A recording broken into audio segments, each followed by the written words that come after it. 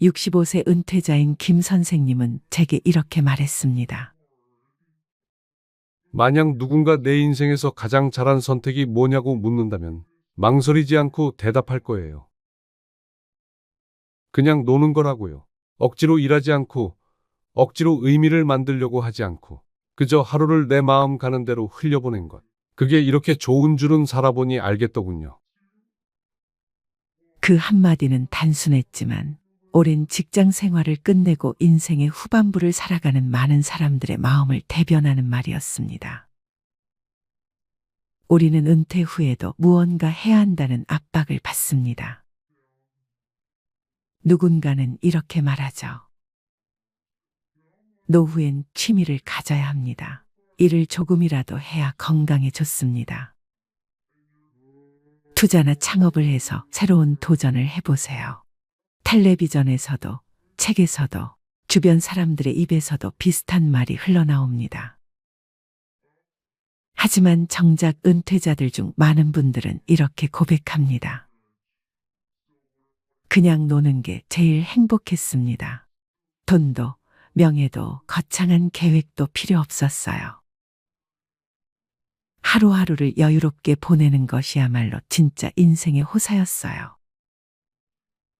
김 선생님 역시 은퇴를 앞두고는 불안했습니다. 평생 대기업에서 근무하며 아침 일찍 집을 나서고 밤늦게야 들어오는 생활을 반복했죠. 출근과 퇴근, 회의와 보고, 출장과 실적, 그것이 인생의 전부였습니다. 그러다 은퇴가 다가오자 마음속에 알 수 없는 허전함과 두려움이 몰려왔습니다. 이제 뭘 해야 하지? 그냥 집에만 있으면 허무하지 않을까? 작게라도 가게를 해야 하나? 아니면 강의를 하거나 봉사활동을 시작해야 하나? 머릿속은 온통 그런 고민뿐이었습니다. 주변에서도 끊임없이 이런저런 조언을 했습니다. 당신처럼 부지런한 사람이 놀면 금방 병난다니까 뭐라도 해야지.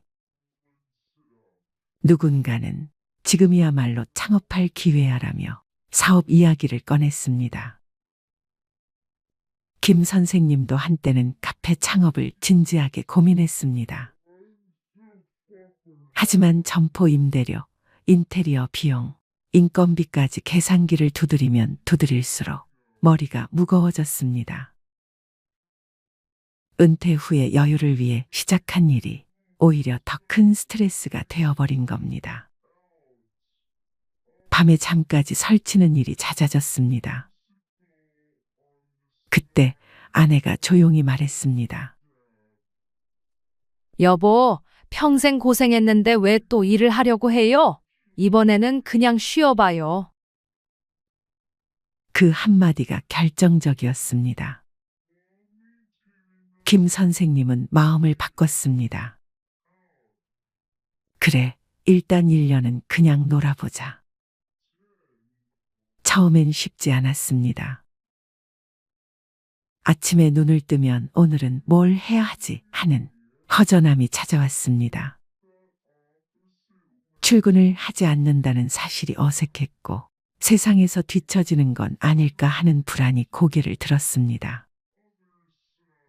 하지만 시간이 조금씩 흘러가면서 놀랍게도 달라졌습니다. 아침에는 천천히 동네를 걸었습니다. 예전엔 늘 바쁘게 차에 몸을 싣고 출근길에 오르느라 보지 못했던 동네 꽃들이 눈에 들어왔습니다. 이웃들과 가볍게 인사를 나누는 것만으로도 마음이 따뜻해졌습니다. 낮에는 친구와 만나 장기를 두었습니다. 오랜만에 마주 앉아 웃고 떠드는 그 시간이 그렇게 소중할 줄은 몰랐습니다. 예전 같으면 점심을 먹고 다시 사무실로 들어가야 했지만 이제는 오후의 햇살을 여유롭게 즐길 수 있었습니다.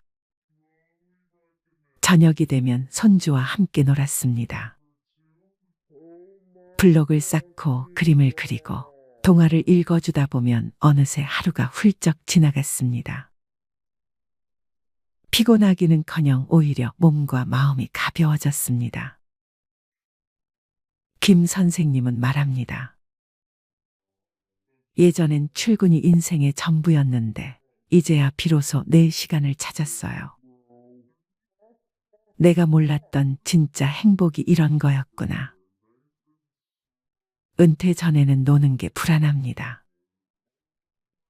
일을 하지 않으면 도태될 것 같고 의미 있는 일을 만들지 않으면 인생이 허무할 것 같죠. 하지만 막상 은퇴를 하고 시간이 흐르면 깨닫게 됩니다. 억지로 일을 만드는 것보다 쉴 권리를 누리는 것이야말로 진짜 행복이라는 사실을요. 의학적으로도 여유 있는 휴식은 뇌와 몸을 회복시키는 중요한 과정입니다. 산책, 낮잠, 독서, 친구와의 대화 같은 단순한 여가가 스트레스를 줄이고 기억력을 유지하며 삶의 만족도를 크게 높여준다는 연구 결과도 있습니다.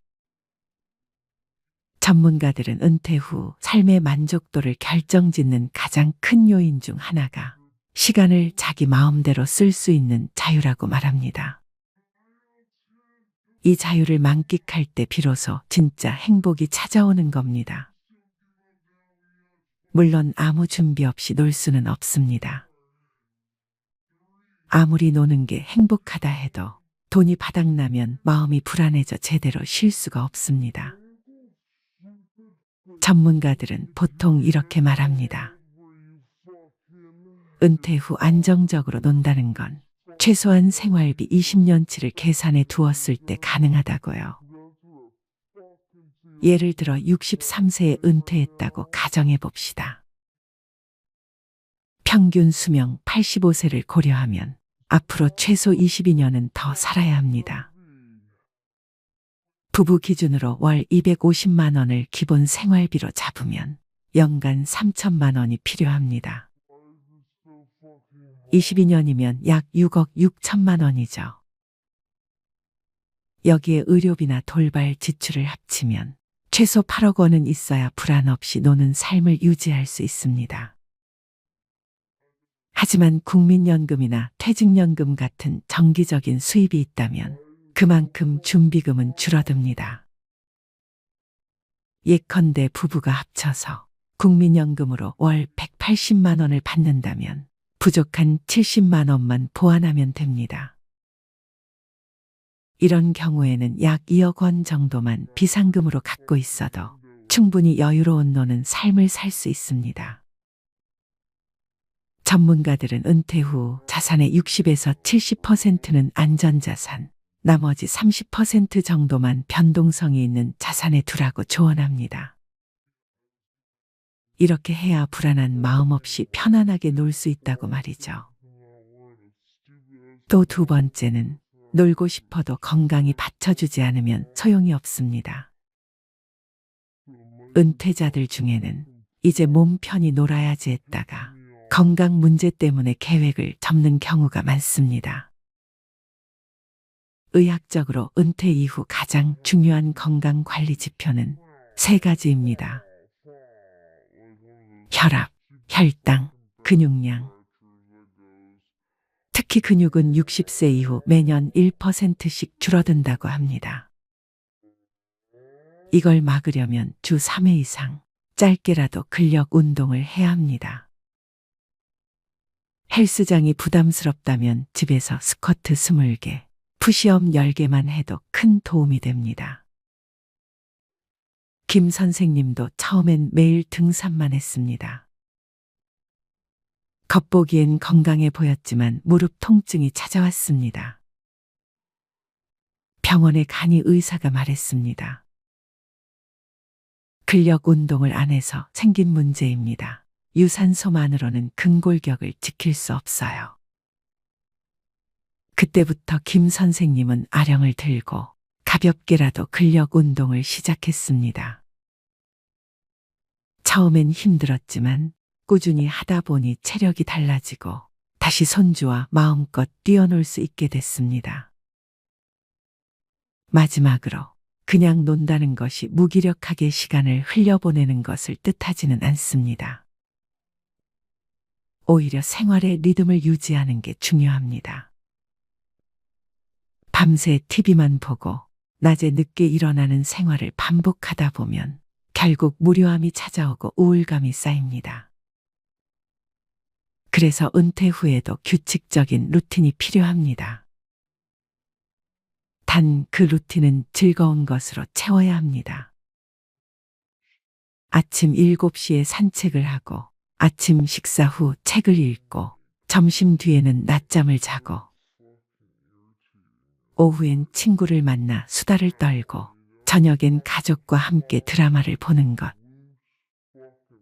이 단순한 루틴만으로도 삶의 안정감은 완전히 달라집니다. 많은 분들이 은퇴하면 여행 다니고 취미 강습받고 외식 자주 하면서 즐겁게 살고 싶어 합니다. 그런데 그렇게 몇 년 보내다 보면 돈이 금방 줄어듭니다. 실제로 통계청 조사에 따르면 은퇴 부부의 평균 소비 지출은 월 260만 원 정도인데 은퇴 초기 3년 동안은 이보다 훨씬 많다고 합니다. 해외여행, 고급 식사, 취미 활동에 돈을 쏟아붓기 때문이죠. 그러다 자산이 줄어들면 불안해지고 오히려 노는 즐거움이 줄어듭니다. 그래서 전문가들이 권하는 건 돈 안 쓰고 즐기는 놀이 목록을 미리 만들어 두라는 겁니다.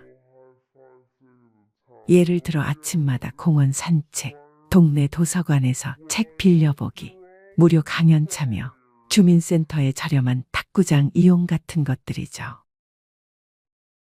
이런 활동만으로도 하루가 꽉 차고 돈도 거의 들지 않습니다. 실제로 김 선생님도 매일 사 마시던 커피를 줄이고 동네 도서관을 찾았습니다. 처음엔 무료라 대수롭지 않게 여겼지만 1년이 지나자 책 읽는 습관이 생겼고 지식이 늘었으며 돈도 아꼈습니다. 무엇보다 매일 뭔가 배우며 논다는 성취감이 생겼습니다. 김 선생님은 이제 말합니다. 예전에는 돈을 벌어야만 행복하다고 생각했는데 지금은 하루를 자유롭게 보내는 게 가장 큰 호사예요. 성과가 없어도 누가 인정해주지 않아도 그저 웃고 걷고 쉬고 사람 만나며 보내는 것. 그게 진짜 인생의 맛이더군요. 은퇴 후에 그냥 노는 삶은 게으름이 아닙니다. 오히려 몸과 마음을 회복시키고 자산을 지키며 인간관계를 유지하는 지혜로운 전략입니다. 다만 3가지 조건이 필요합니다. 재정적 기반, 꾸준한 건강관리, 규칙적인 생활 리듬.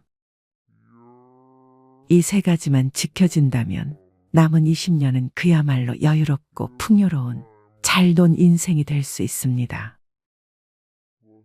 그리고 언젠가 여러분도 이렇게 고백할 수 있을 겁니다. 내 인생에서 가장 잘한 선택이 뭐냐고요? 그냥 논 거예요. 우리는 모두 시간이 흘러가고 나이가 들어갑니다. 그 과정에서 우리에게 가장 중요한 것은 어떻게 노년을 준비하고 맞이할 것인가라는 문제일 것입니다. 나이는 피할 수 없는 자연스러운 과정이지만 그 과정을 준비하는 방식에 따라 우리의 삶의 질이 달라질 수 있습니다. 오늘은 노년을 더 행복하고 건강하게 맞이하기 위한 방법들에 대해 심도 깊게 이야기해 보려고 합니다. 우리는 보통 65세부터 노인이라고 이야기합니다. 그러나 실제로는 노화가 20대 초반부터 시작됩니다. 왜냐하면 신체적으로 가장 높은 성능을 발휘하는 시기가 20대 초반이기 때문이에요. 그 이후부터는 점차적으로 신체 기능이 조금씩 저하되면서 노화가 시작됩니다. 실제로 올림픽에서 금메달을 딴 선수들의 대부분이 20대 초반이라는 점을 보면 알 수 있죠. 하지만 노화가 시작된다고 해서 곧바로 노인으로 분류되는 것은 아닙니다. 사람마다 체력과 건강 상태가 다르기 때문에 그 경계는 유동적입니다. 우리가 노년의 시작을 정하는 기준은 크게 세 가지입니다. 첫째는 사회적으로 정해진 기준입니다. 65세를 노인의 기준으로 삼는 것이죠. 둘째는 의학적 기준으로 노화의 시작을 신체적 변화에 따라 구분합니다. 마지막으로 개인의 주관적인 기준이 있는데 이는 각자의 신체와 마음 상태에 따라 이제 나는 나이를 먹었다라고 느끼는 시점입니다. 이렇듯 노년의 시작은 누구나 다르게 느낄 수 있고 중요하게 받아들이는 시점도 다릅니다. 나이 듦을 받아들이는 법 담담하게 하지만 현명하게.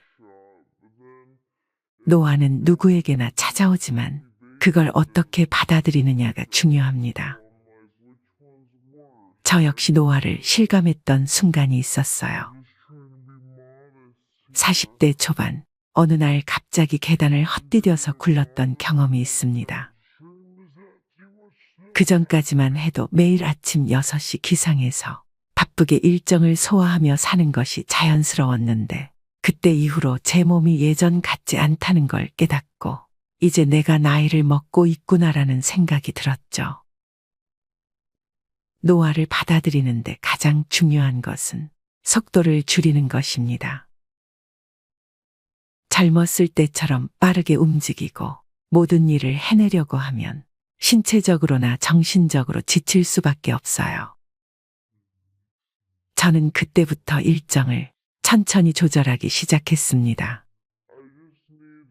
일찍 자고 일찍 일어나는 기본적인 생활 습관을 바꾸지 않으면서도 더 이상 서두르지 않으려는 마음가짐을 가지게 되었죠. 무엇보다 중요한 건 나 자신에게 여유를 주는 것이라는 깨달음을 얻었습니다. 노화는 우리의 신체뿐만 아니라 마음에도 영향을 미칩니다. 나이가 들수록 젊었을 때와 같은 속도로 살기 어렵다는 사실을 인정하고 변화에 맞춰 생활 방식을 조정하는 것이 필요합니다. 그렇다고 모든 것을 포기할 필요는 없습니다. 속도를 줄이면서도 자신만의 리듬을 찾아가는 것이 중요합니다. 인간관계의 정리와 재정립, 함께할 사람만 남기기. 노년을 맞이하면서 가장 신경 써야 할 부분 중 하나는 인간관계입니다. 젊을 때는 인간관계가 다양하고 폭넓게 형성되지만 나이가 들면서는 관계의 질이 더 중요해집니다. 더 이상 모든 사람과 좋은 관계를 유지할 필요는 없습니다. 함께할 가치가 있는 사람들과만 관계를 유지하는 것이 중요하죠. 저는 개인적으로 돈 거래를 하지 않는다는 원칙을 지키고 있습니다. 돈 문제는 관계를 어렵게 만들 수 있는 중요한 요인 중 하나입니다. 돈 거래가 들어가면 감정적으로 불편해질 수 있고 그로 인해 관계가 깨질 수도 있죠. 그래서 저는 금전적인 거래가 없는 관계, 순수하게 마음을 나누는 관계를 중요하게 여깁니다. 또 관계를 유지하기 위해서는 서로에 대한 존중이 필수적입니다. 나이가 들면서 사람을 선택하고 신뢰할 수 있는 사람들과만 관계를 이어나가는 것이 정신적으로도 큰 도움이 됩니다. 나이가 들어도 건강하게 사는 법. 노년을 준비하는 데 있어서 건강은 모든 것의 기본입니다. 건강을 잃으면 아무리 많은 재산이나 좋은 인간관계가 있더라도 그것을 누리기 어렵습니다. 그러므로 노년을 맞이하기 전부터 특히 30대나 40대부터 건강을 관리하는 것이 필수적입니다. 건강한 노년을 보내기 위한 첫 번째 비결은 꾸준한 운동입니다. 매일 30분에서 1시간 정도의 가벼운 운동은 신체와 정신을 모두 건강하게 유지하는 데 큰 도움을 줍니다. 운동은 반드시 격렬한 것이 아니어도 좋습니다. 산책, 스트레칭, 요가, 심지어 집에서 할 수 있는 간단한 근력 운동도 충분히 효과가 있습니다. 중요한 건 꾸준함입니다. 운동을 매일 일정한 시간에 하는 습관을 들이면 나이가 들어서도 신체 기능을 오래 유지할 수 있습니다. 두 번째로 중요한 것은 식습관입니다. 건강한 노년을 위해서는 평소에 건강한 식단을 유지하는 것이 필요합니다. 특히 과식을 피하고 제때 적당량의 음식을 섭취하는 것이 중요하죠. 신선한 채소와 과일을 자주 먹고 가공식품이나 당분이 많은 음식은 줄이는 것이 좋습니다. 음주와 흡연을 절제하는 것도 중요합니다. 담배는 40세 이전에 끊는 것이 좋습니다. 그리고 술은 일주일에 2번 이하로 마시고 과음하지 않는 것이 건강을 지키는 비결입니다. 행복의 조건, 건강과 인간관계. 행복한 노년을 위해서는 건강뿐만 아니라 정신적, 감정적으로도 준비가 필요합니다. 하버드 대학의 연구에 따르면 행복한 사람들의 삶을 분석했을 때 7가지 공통된 조건이 있었는데요. 그중 4가지는 건강과 관련이 있고 나머지 3가지는 인간관계와 관련이 있었습니다. 첫 번째 조건은 안정적인 결혼 생활입니다. 배우자와의 관계가 원만하고 서로를 존중하며 살아가는 사람들은 훨씬 더 행복한 삶을 살았다고 해요. 부부 관계가 불행하다면 그 문제를 해결하는 것이 우선입니다. 때로는 새로운 관계를 찾는 것이 더 나은 선택일 수도 있습니다. 행복한 관계를 유지하는 것이 행복한 노년의 시작입니다. 두 번째는 평생 배움을 지속하는 것입니다. 나이가 들어도 계속해서 배우고 새로운 지식을 받아들이는 사람들은 더 긍정적이고 활기찬 삶을 살아갑니다. 새로운 기술을 배우거나 책을 읽고 다양한 활동에 참여하는 것이 행복을 유지하는 데 큰 도움이 됩니다. 디지털 시대에는 특히 스마트폰, SNS, 카카오톡 같은 기술을 배우는 것이 중요합니다. 손주들과 소통하고 세상과 연결되기 위해서는 이러한 기술을 익히는 것이 필수적이죠. 세 번째는 긍정적인 사고방식입니다. 인생에서 어려운 일을 겪을 때마다 이를 긍정적으로 극복하는 능력이 있는 사람들이 더 행복하게 살아갑니다. 종교나 명상 아니면 주변의 좋은 사람들과의 대화를 통해 자신을 긍정적으로 바라보고 삶의 어려움을 극복해 나가는 것이 중요합니다. 건강한 삶을 위한 4가지 습관. 4가지 건강 습관을 기억하세요. 첫째, 하루에 1시간 이상 운동을 꾸준히 하세요. 둘째, 담배는 40세 이전에 끊는 것이 중요합니다. 셋째, 술은 일주일에 2번 이하로 마시고 적정량을 유지하세요. 넷째, 정상 체중을 유지하세요. 건강한 식습관과 꾸준한 운동은 우리 몸의 면역력을 높여주고 나이가 들어도 활기찬 생활을 할 수 있게 해줍니다. 돈 그리고 삶의 여유.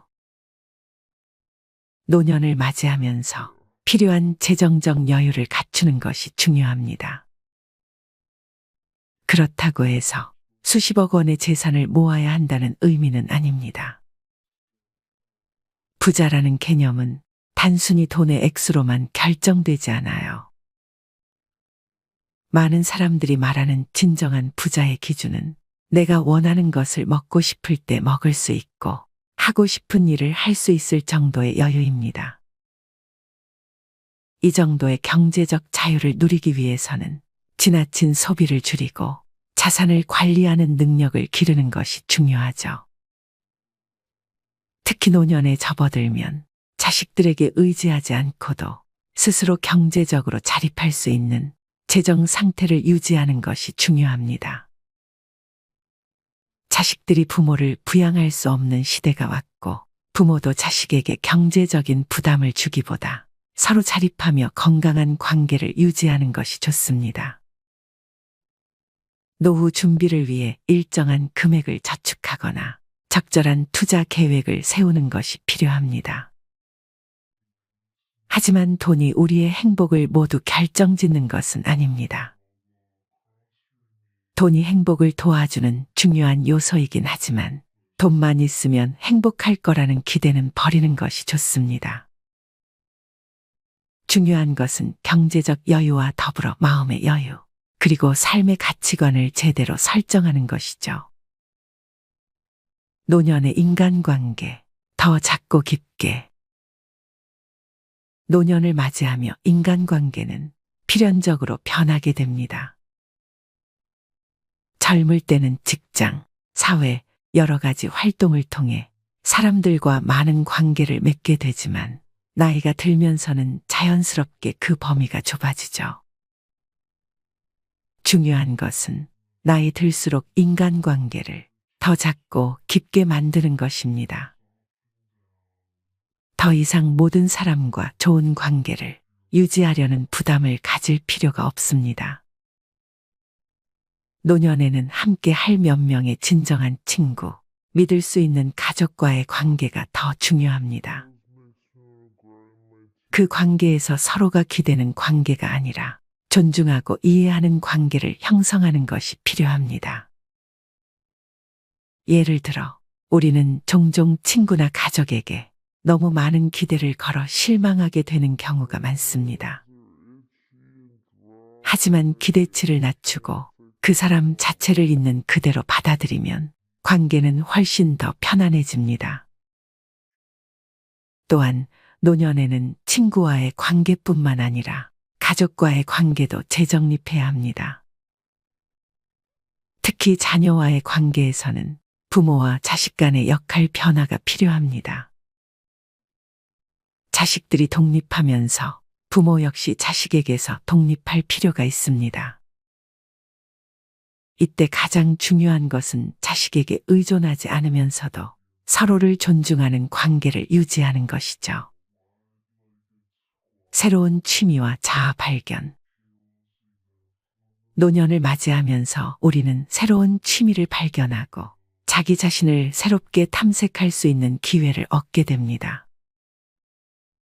나이가 들면서 은퇴하거나 직업적인 의무에서 벗어나게 되면 자유 시간이 많아지죠. 이 시간을 어떻게 활용하느냐에 따라 노년의 삶의 질이 달라질 수 있습니다. 새로운 취미를 시작하는 것은 인생의 활력을 불어넣어 줍니다. 요가, 골프, 수영 같은 신체 활동부터 그림 그리기, 음악, 글쓰기 같은 예술적 취미에 이르기까지 무엇이든 상관없습니다. 중요한 것은 즐거움과 성취감을 느낄 수 있는 취미를 찾는 것입니다. 이는 단순한 여가 활동을 넘어서 우리의 뇌를 자극하고 삶의 의미를 재발견하는 기회가 될 수 있습니다. 취미를 통해 새로운 사람들을 만나는 것도 좋은 방법입니다. 같은 취미를 공유하는 사람들과의 만남은 새로운 인간관계를 형성하고 노년의 고립감을 줄이는 데 큰 도움이 됩니다. 무엇보다도 노년에는 자신만의 시간을 즐길 수 있는 능력을 키우는 것이 중요합니다. 혼자 있는 시간을 편안하게 보내는 것은 노년의 행복을 결정짓는 중요한 요소가 될 수 있습니다. 노년의 정신건강, 긍정적인 마음가짐. 노년의 삶에서 신체 건강만큼 중요한 것이 바로 정신 건강입니다. 나이가 들면서 몸이 예전 같지 않다고 느끼는 순간들이 늘어나겠지만 그런 변화들을 긍정적으로 받아들이는 것이 필요합니다. 노화는 불가피한 과정이지만 이를 자연스럽게 받아들이고 그 안에서 행복을 찾는 것이 중요합니다. 긍정적인 마음가짐을 유지하는 것은 매우 중요한데요. 스트레스나 불안을 줄이기 위한 명상이나 마음 챙김 훈련이 도움이 될 수 있습니다.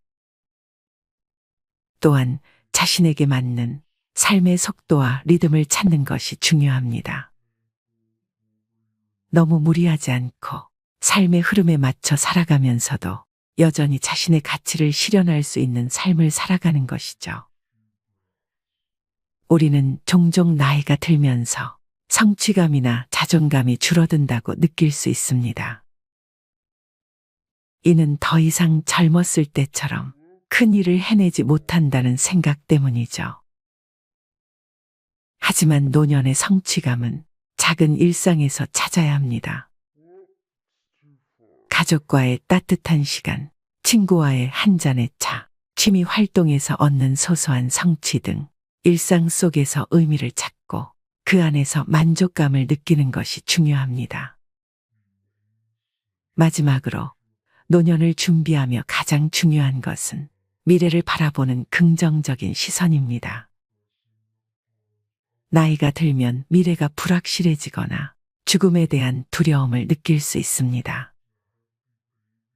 그러나 그 속에서도 긍정적인 목표와 계획을 세우는 것이 중요합니다. 죽음은 피할 수 없는 현실이지만 그것에 얽매이지 않고 남은 삶을 즐기고 의미 있게 보내려는 노력이 필요하죠. 노년에도 우리는 여전히 성장하고 발전할 수 있습니다.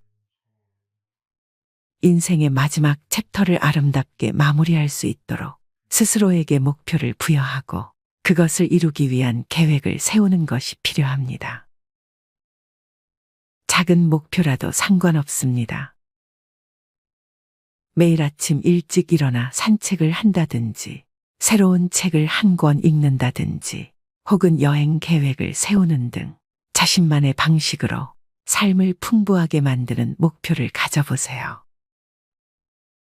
결국 노년은 우리의 태도와 준비에 따라 다르게 다가옵니다.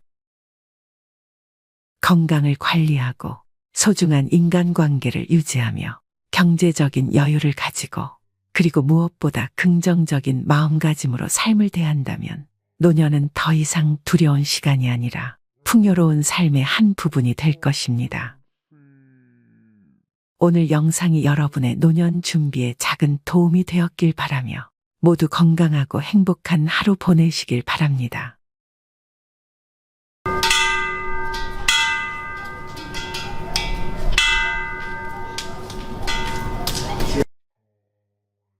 오늘은 나이 들어 어디서 살아야 하나라는 질문에 대해 특히 구축 아파트라는 선택지를 중심으로 깊이 있는 이야기를 나눠보고자 합니다.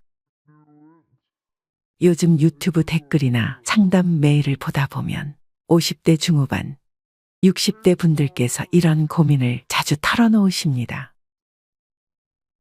새 아파트가 너무 비싼데 낡은 집은 왠지 마음이 꺼려져요.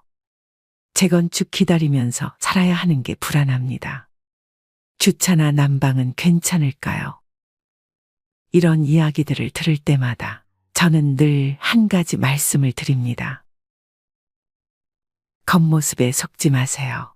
진짜 중요한 건 그 집에서 어떻게 살 수 있느냐입니다. 우리가 살아가는 집이라는 공간, 그 안에는 잠을 자고 밥을 먹고 텔레비전을 보는 일상만 담겨 있는 게 아닙니다. 거기엔 삶의 무게, 시간의 결, 그리고 그 안에서 쌓여온 정서의 층위까지도 함께 담겨 있습니다.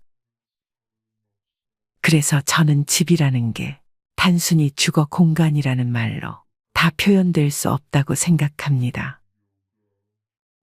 특히 인생의 후반전을 살아가는 우리에게 집은 단순한 잠자리나 재산이 아니라 하루하루를 무사히 지나기 위한 기반이자 위안이기 때문입니다.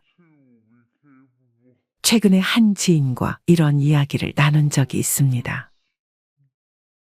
그분은 60대 중반의 남성으로 은퇴 후 경기도 외곽 신도시에 대형 신축 아파트로 이사를 가셨어요. 처음엔 정말 좋았답니다. 깨끗하고 엘리베이터도 빠르고 커뮤니티 시설도 훌륭하고. 그런데 1년이 지나면서 점점 마음이 허전해졌다고 하시더군요. 왜냐하면 아무도 말을 걸어주지 않더랍니다. 엘리베이터에서 인사를 해도 다들 눈을 피하거나 그냥 고개만 까딱. 심지어 옆집에 누가 사는지도 모른 채 1년이 지나버린 겁니다. 그러다 몸이 좀 안 좋아서 이틀 정도 집에서 누워 있었는데 아무도 찾지 않더랍니다. 혹시 내가 여기서 갑자기 쓰러지면 며칠은 지나야 누가 알겠구나. 그 생각이 들면서 이 집이 좋은 집은 아니라는 걸 깨달았다고 하셨어요. 그분은 결국 다시 서울의 오래된 구축 아파트로 이사를 오셨습니다. 나는 이제 깨달았어요. 나이 들어서 중요한 건 뷰나 커뮤니티 센터가 아니라 옆집에서 나를 알아봐주는 사람이 있다는 거라는 걸요. 그 말이 가슴에 꽂히더군요. 오늘은 나이 들수록 구축 아파트에 살아야 할 이유 5가지에 대해 자세히 말씀드리겠습니다. 첫 번째, 인프라는 하루의 수고로움을 줄여주는 보이지 않는 복지입니다. 우리가 노후에 어디서 살아야 할까라는 질문을 던질 때 가장 먼저 봐야 할 것이 바로 생활 인프라입니다. 사람은 혼자 살 수 없습니다. 편의점, 약국, 병원, 마트, 공원, 도서관, 이 모든 공간이 우리가 살아가는 연결망입니다. 그 안에 내가 편하게 드나들 수 있어야 하루가 매끄럽게 흘러갑니다. 그런데 이 인프라는 하루아침에 만들어지는 게 아닙니다. 그 지역이 오랜 세월 사람들로 채워지며 서서히 자리 잡은 시간의 결과입니다. 구축 아파트가 대부분 그런 자리에 있었습니다. 도심에 이미 오래전부터 사람들의 삶이 쌓여 있던 곳에 지어진 집들. 그러니까 그 아파트만 낡은 게 아니라 그 동네 전체가 완성된 생활 공간인 겁니다. 제가 아는 정순덕 할머니는 서울 마포구에 35년 된 아파트에 사십니다. 외관은 솔직히 낡았습니다. 복도식 구조에 엘리베이터는 조금 느리고 현관문도 오래된 철문입니다. 그런데도 정 할머니는 이 집이 너무 좋다고 하십니다. 약국은 2분, 내과는 5분, 정형외과는 7분, 시장은 8분 거리야. 이 나이에 이게 얼마나 편한지 아세요? 이 말에 고개가 절로 끄덕여졌습니다. 노후에는 자잘한 외출이 많아집니다. 병원은 물론이고 약 타러, 반찬 사러, 은행 보러, 차가 없으면 더더욱 가까운 게 중요하고요. 그게 구축 아파트의 강력한 장점입니다. 아파트 자체에 편의시설이 없어도 동네 전체가 편의시설인 셈이니까요. 두 번째, 관리비와 집값, 심리적 안정을 주는 숫자들. 우리는 흔히 신축 아파트를 보면서 와, 좋다라고 합니다. 맞아요. 보는 것만으로도 깔끔하고 세련돼 보이니까요. 하지만 집은 보는 게 아니라 사는 겁니다. 사는 집은 매달 통장에서 나가는 관리비와 관련 있고 앞으로 감당해야 할 대출 원리금과도 밀접하게 맞닿아 있습니다. 신축 아파트는 대체로 가격이 높고 관리비도 많습니다. 이 말은 곧 지출의 압박이 크다는 뜻이죠. 특히 은퇴한 분들에게는 매달 나가는 관리비 5만 원에서 10만 원 차이도 꽤 부담됩니다. 그에 반해 구축 아파트는 가격 자체가 낮은 경우가 많고 관리비도 비교적 정직합니다. 엘리베이터 한 대, 경비 인원 한두 명, 기본 설비. 단출한 구조지만 오히려 이게 꾸준히 관리 가능한 집이 됩니다. 제가 아는 한 70대 어르신 부부는 이렇게 말씀하셨어요. 요즘은 집에 투자하는 시대가 아니라 집에서 사는 시대야. 돈이 집에 묶이는 것보다 손에 남는 게 많아야 마음이 편하지. 세 번째, 이웃과의 관계는 사회적 연금입니다. 이웃과의 관계, 언뜻 보면 사소해 보이지만 노후에는 절대로 작지 않은 문제입니다. 은퇴 후 하루 대부분을 집 근처에서 보내게 되면 사람과의 관계가 삶의 질을 좌우하게 됩니다. 그런데 이 관계라는 게 하루아침에 맺어지는 게 아니잖아요. 구축 아파트는 한 동네에서 수십 년을 같이 살아온 주민들이 많기 때문에 자연스럽게 관계의 흐름이 남아 있습니다. 그게 단순히 이웃을 아는 수준이 아니라 서로의 생활 패턴을 이해하고 돌봐줄 수 있는 수준으로 이어지는 경우도 많습니다. 예전에 제가 한 노부부의 사례를 들은 적이 있어요.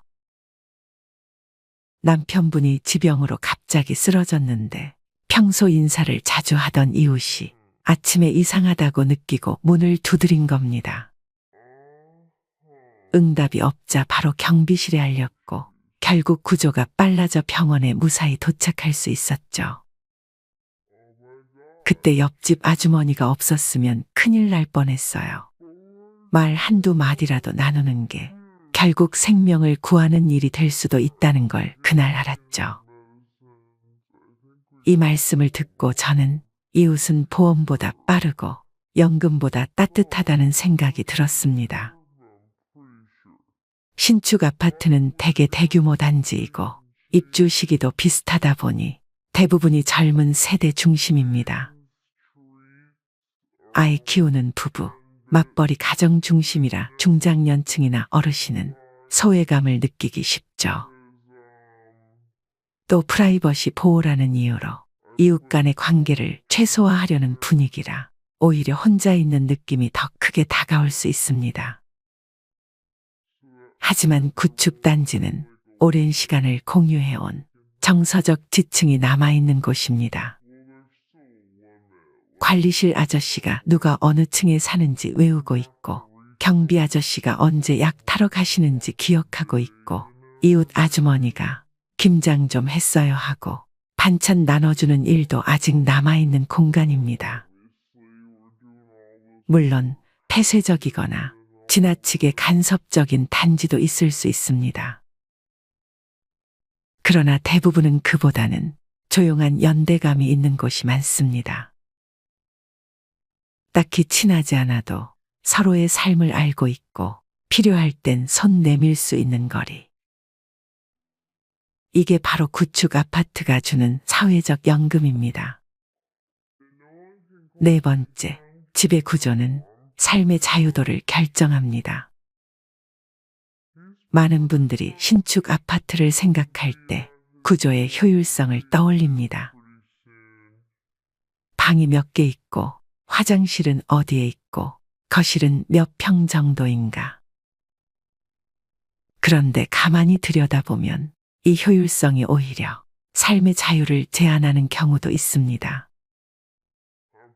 요즘 신축 아파트는 똑같은 설계, 비슷한 구조, 정해진 시스템으로 가득합니다. 그래서 처음엔 편할지 몰라도 시간이 지나며 내가 살고 있는 집인데 왜 이리 낯설까 하는 느낌을 받는 분들도 많습니다. 반면 구축 아파트는 구조가 단순하지만 여유롭고 바꿀 수 있는 여지가 많습니다. 벽을 허물어 넓은 거실로 만들 수도 있고 작은 방 하나를 아예 서재로 전환할 수도 있죠. 베란다 공간이 넓은 경우 그 안에 작은 텃밭을 만들거나 고양이 놀이터를 꾸미는 분도 봤습니다. 제가 예전에 만난 60대 부부는 27평짜리 구축 아파트를 전면 리모델링 하셨습니다. 신축은 예쁘긴 해도 뭔가 틀에 박힌 느낌이었어요. 우리 삶의 리듬에 맞지 않았어요. 그래서 이 집은 거실 벽을 없애고 대신 부부가 함께 앉아 그림 그릴 수 있는 작업 테이블을 놓았죠. 주방도 아내가 혼자 쓰기보다 남편이 같이 설거지 도와줄 수 있도록 디귿자형으로 넓혔고요. 이렇게 구조를 내 삶에 맞게 바꾸는 일, 그게 바로 나이 들수록 필요한 사치라고 저는 생각합니다. 돈이 많이 드는 사치가 아니라 나의 생활 방식에 맞는 공간을 만드는 삶의 여유 말이죠. 요즘은 국가나 지자체에서 구축 아파트 리모델링에 대한 지원도 확대되고 있어서 꼭 큰돈 들이지 않아도 삶의 질은 얼마든지 높일 수 있는 시대입니다. 오래된 집이 주는 자유로움, 그것이야말로 진짜 럭셔리 아닐까요? 5번째, 빚 없이 사는 삶, 그 자체가 최고의 주거 안정성. 마지막으로 말씀드릴 5번째 이유는 과도한 대출 없이 내 집을 가질 수 있는 선택지라는 점입니다. 신축 아파트는 대부분 고가입니다. 은퇴 후 주택 마련을 위해 신축 아파트를 선택할 경우 대부분 대출을 끼게 되거나 자산의 대부분을 주거에 쏟아붓는 일이 생깁니다. 하지만 은퇴 이후의 삶은 적게 벌어도 마음이 편한 구조를 만들어야 지속 가능합니다. 집 하나 때문에 통장이 텅 비고 은행 이자를 걱정하며 살아가는 삶. 과연 그게 편안한 노후일까요? 한 68세 어르신은 이렇게 말씀하셨습니다. 나는 내 집이 낡은 건 괜찮아요. 대신 빚이 없어요. 그게 더 마음이 든든해요. 이 말 한마디가 오랫동안 제 마음에 남아 있었습니다. 구축 아파트는 상대적으로 진입 장벽이 낮고 가격이 합리적입니다. 그래서 무리하지 않고 내 집을 마련할 수 있는 선택지가 됩니다. 그리고 여유 자금은 건강 관리, 여행, 손주 돌봄 또는 비상금으로 준비해 둘 수 있습니다. 그리고 중요한 건 이 구축 아파트라는 공간이 시간의 검증을 거친 집들이라는 겁니다. 30년, 40년을 사람들과 함께 버텨온 건물. 그 자체로 구조적 안정성을 입증한 것이며 그 안에서 수많은 가족들의 삶이 켜켜이 쌓인 공간이기도 합니다. 물론 노후화된 설비는 주기적인 점검과 보수가 필요합니다. 그러나 이것은 신축도 마찬가지입니다. 오히려 신축은 아직 문제가 드러나지 않았기에 언제 터질지 모르는 위험도 내포하고 있습니다. 그 점에서 이미 관리 체계가 갖춰지고 입주민 의식이 성숙한 구축 단지가 오히려 더 안정적인 공간이 되는 경우도 많습니다. 물론 구축 아파트에도 단점은 있습니다. 주차가 불편하거나 외관이 낡았거나 재건축 여부가 불확실하다는 걱정은 누구나 할 수 있죠. 하지만 요즘은 지하 주차장을 새로 만들거나 외벽 리뉴얼을 통해 분위기를 바꾸는 단지도 많아졌습니다. 설비가 낡았다는 점도 관리 잘 되는 단지에서는 오히려 주기적으로 교체하며 신축보다 체계적으로 관리되기도 합니다. 재건축을 기대하지 말고 그 공간에서 나의 일상이 얼마나 편안하고 안정적인지를 중심으로 바라보면 생각보다 많은 구축 단지가 여러분의 노후에 아주 좋은 선택이 될 수 있습니다. 오늘 이야기를 들으시며 아, 구축도 괜찮을 수 있겠다라는 생각이 드셨다면 그 자체로 의미 있는 시작일 겁니다. 누구나 신축에 끌리지만 노후는 눈에 보이는 겉모습보다 삶의 본질을 챙겨야 할 때입니다. 집이란 결국 나와 가족이 하루하루를 살아가는 공간이니까요. 그 안에 따뜻한 식사 한 끼와 이웃의 안부 인사, 조용한 독서 시간과 햇살 가득한 베란다가 있다면 그게 바로 좋은 집입니다. 건축가 김진애 박사도 말했습니다. 오래된 건물은 시간이 남긴 지혜가 녹아있는 공간이다. 그 말처럼 구축 아파트 역시 그 안에 쌓인 시간과 사람들의 삶이 깊은 가치가 되어 돌아옵니다. 저는 이 이야기를 꼭 전하고 싶었습니다. 노후의 집은 화려하지 않아도 됩니다. 큰 평수일 필요도 없습니다. 대신 매일 눈 뜨고 눈 감는 그 순간까지 나를 편안하게 해주는 곳이어야 합니다. 노후에 진짜 필요한 것은 결국 편안함과 안정감입니다. 나의 호흡과 맞는 공간, 내가 아는 동네, 말이 통하는 이웃, 부담 없는 관리비. 그런 곳이라면 조금 낡고 오래됐다고 해도 그것은 내 삶에 가장 잘 맞는 집일 수 있습니다. 마지막으로 오래된 집이 주는 안정감에 대해 김혜자 선생님의 말을 빌려 마무리하고 싶습니다. 오래된 집에는 사람의 온기와 시간이 묻어 있다. 살아가는데 꼭 필요한 건 그런 것들이다. 여러분의 노후가 그런 온기 있는 공간에서 펼쳐지기를 진심으로 바랍니다. 지금 내가 살고 있는 집이 혹은 앞으로 내가 살게 될 집이 비록 남의 눈에는 낡고 소박해 보여도 내게는 가장 따뜻하고 안온한 안식처가 되기를 바라며 오늘 말씀드린 5가지 이유가 여러분의 선택에 조금이나마 도움이 되기를 바랍니다. 사람은 나이가 들수록 조용해집니다. 젊을 땐 속도와 편리함을 좇으며 살아가죠. 회사는 가까워야 하고 마트는 코앞이어야 하며 아이들 학교도 손 닿는 거리에 있어야 합니다.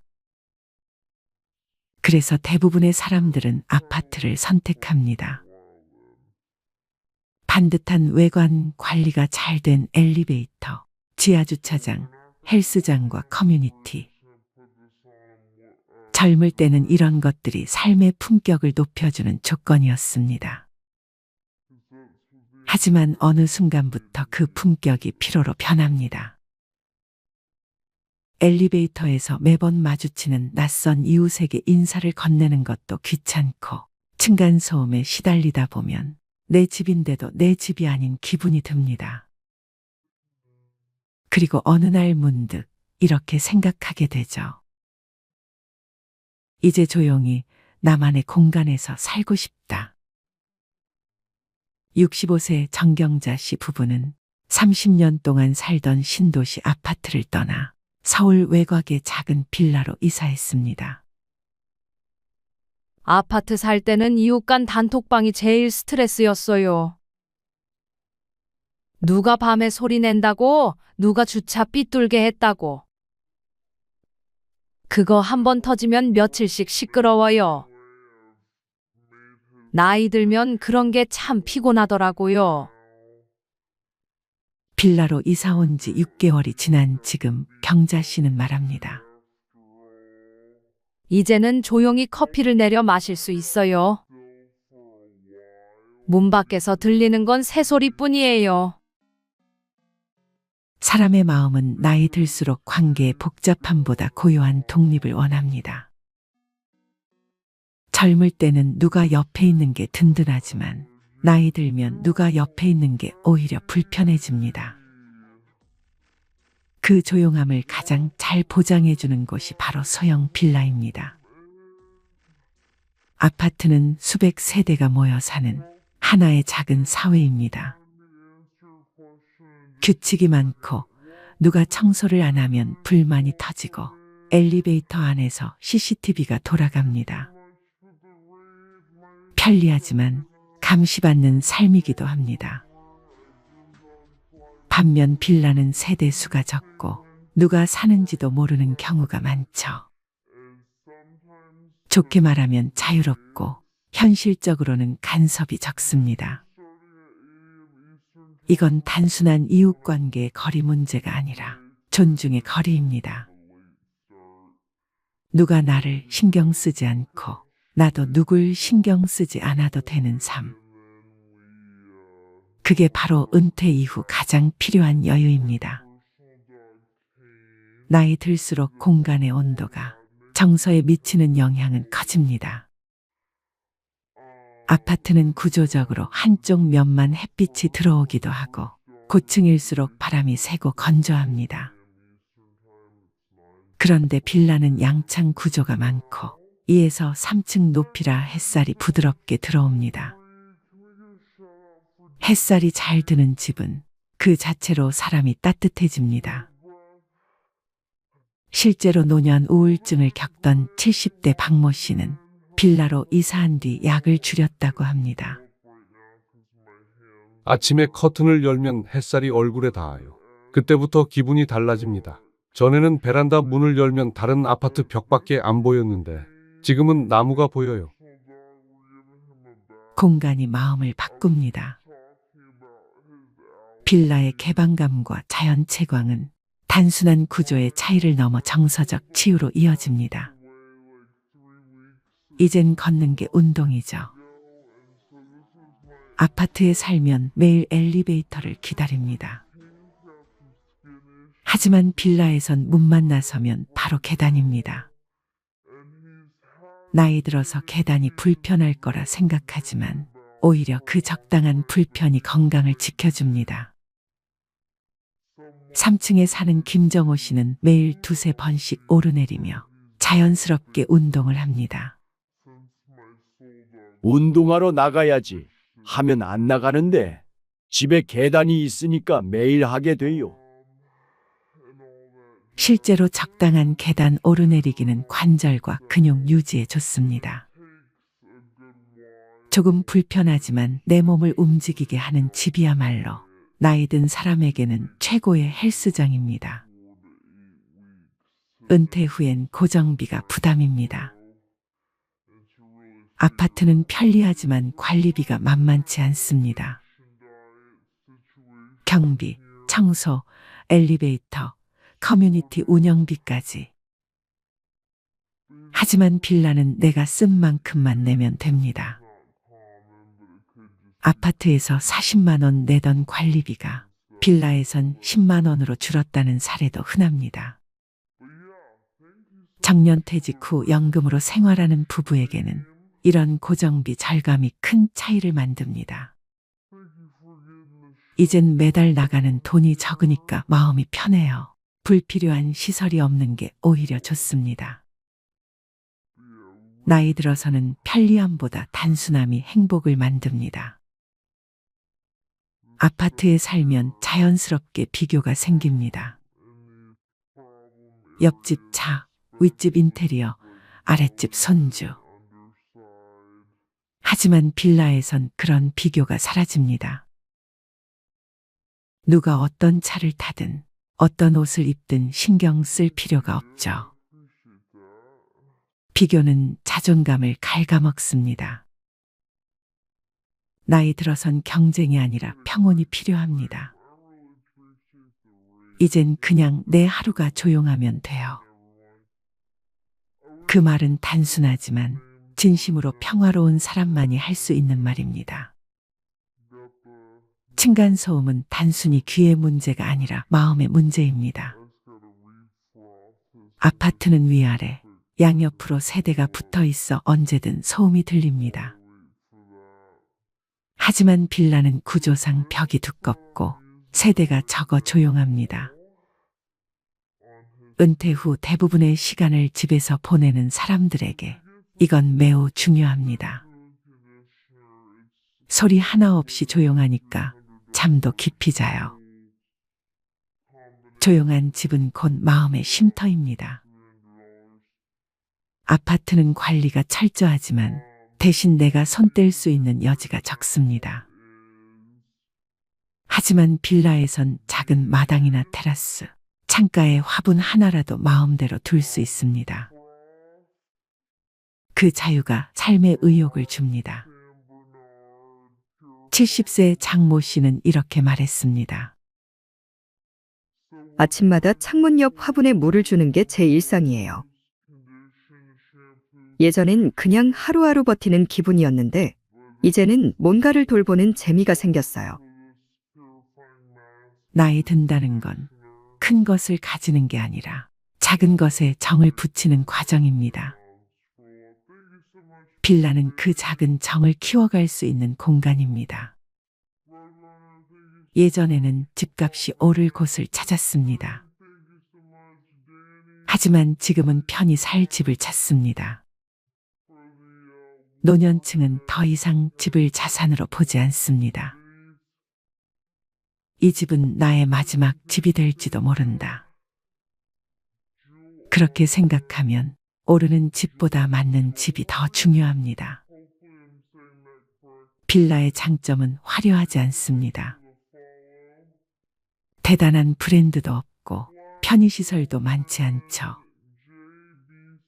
하지만 그 단순함 속에 진짜 편안함이 있습니다. 아파트는 시스템 안의 삶이라면 빌라는 사람의 삶입니다. 시스템은 완벽하지만 차갑고 사람의 삶은 덜 완벽하지만 따뜻합니다.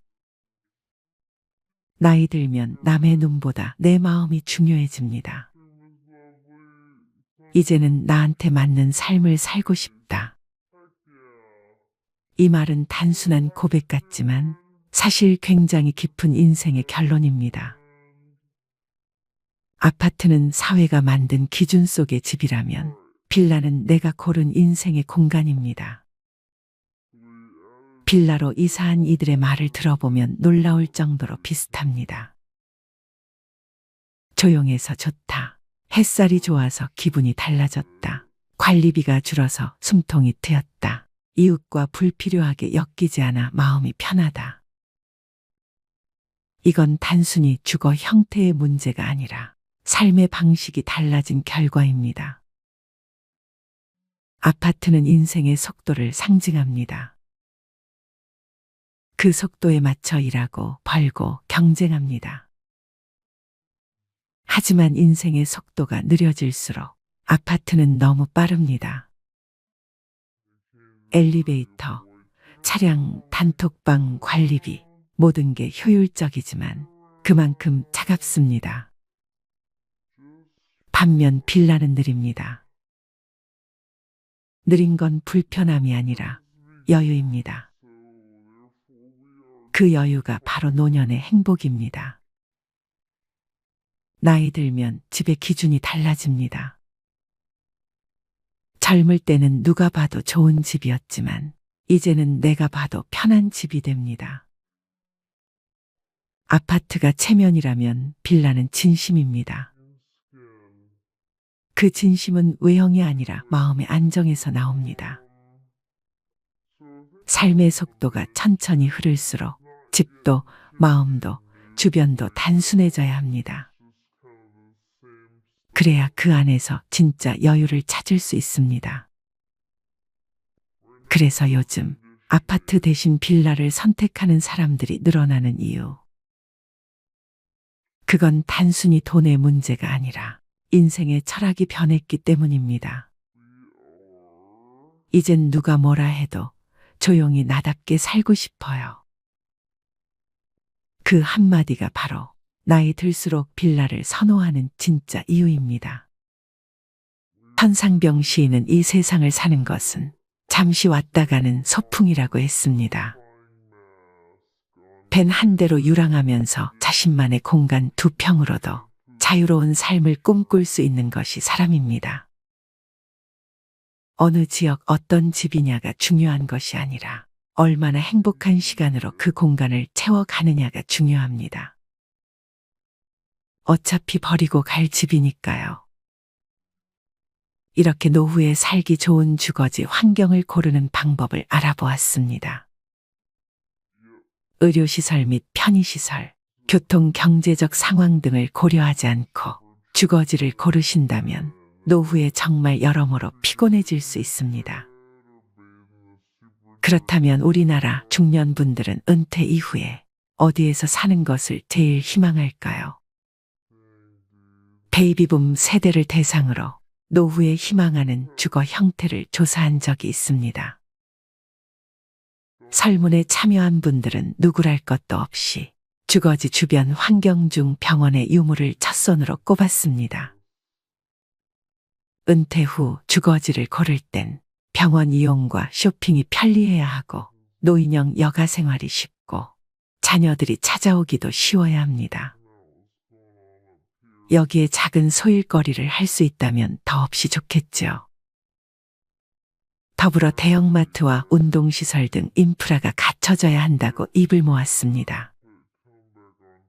또한 과거보다 줄어드는 추세지만 전원 생활을 꿈꾸는 사람도 많습니다. 지난해 귀농귀촌 가구는 각각 12,411가구, 31만 8,769가구로 전년 대비 13.5%, 12.3% 감소했습니다. 지난 2020년과 2021년에는 코로나19 여파로 귀농귀촌 가구가 증가했으나 지난해 도시 지역 경기가 회복되면서 다시 감소한 것으로 나타났습니다. 전원 생활을 통한 다양한 삶의 추구, 교통 발달로 인한 접근성 증대 등 여건은 나아지고 있지만 생활하기가 생각보단 녹록지 않다는 것이 단점입니다. 과거에는 귀농귀촌이라 하면 산 좋고 물 맑은 곳에서 여생을 보내는 것이라고 받아들였습니다. 하지만 요즘은 귀농을 생계와 연결짓는 경우가 훨씬 많습니다. 시골로 이주한 도시민 대부분이 직접 농사를 짓거나 어업에 종사하는 등 경제적 동기가 작용하고 있습니다. 그러나 농사가 말처럼 쉬운 일일까요? 평생 풀 한 번 베어보지 않다가 갑자기 뙤약볕 아래 농사를 짓다는 건 중노동이나 다름없습니다. 정착의 실패에 역귀농 귀촌하는 비율이 정부 통계상으로 10%에 그치지만 실제로는 이보다 훨씬 많다고 귀농인들은 말하고 있습니다. 귀농 생활을 너무 안일하게 생각하지 말라는 뜻입니다. 최근엔 도시와 시골을 오가는 셔틀 거주족이 늘고 있습니다.